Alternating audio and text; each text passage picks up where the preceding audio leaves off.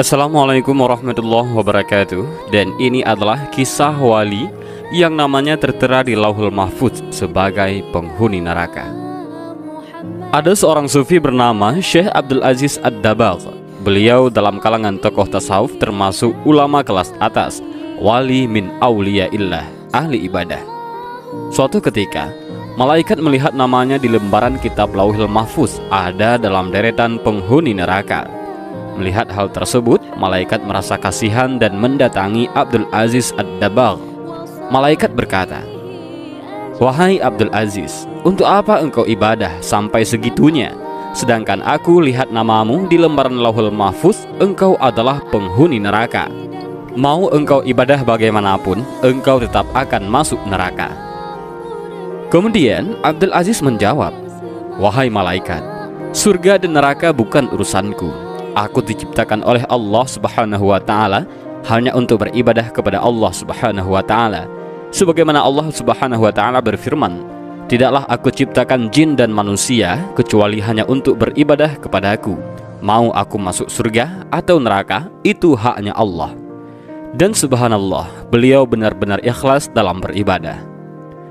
Suatu ketika, malaikat kembali ke Lauhul Mahfuz dan melihat namanya telah dirubah oleh Allah Subhanahu wa Ta'ala menjadi penghuni surga, sebab Allah berhak menetapkan kitabullah. Lantas malaikat kembali menemui Abdul Aziz dan berkata, "Wahai Abdul Aziz, ada kabar gembira.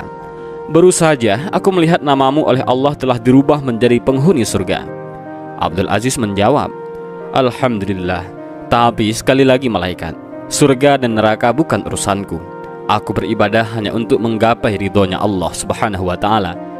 Kalau Allah Subhanahu wa Ta'ala ridho aku di neraka, ya itulah tujuanku."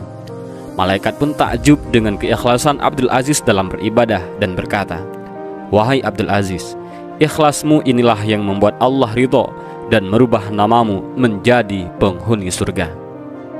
Ada kisah lain, yaitu ahli maksiat masuk surga, ahli ibadah masuk neraka, dan inilah penyebabnya.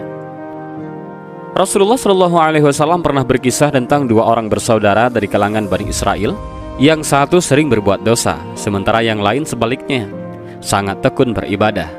Yang terakhir disebut ini rupanya tidak henti-hentinya menyaksikan saudaranya itu melakukan dosa hingga mulutnya tak betah untuk tidak menegur. "Berhentilah," sergahnya.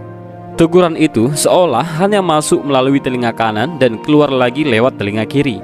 Perbuatan dosa berlanjut dan sekali lagi tak luput dari mata saudaranya yang rajin beribadah. "Berhentilah," serunya kembali.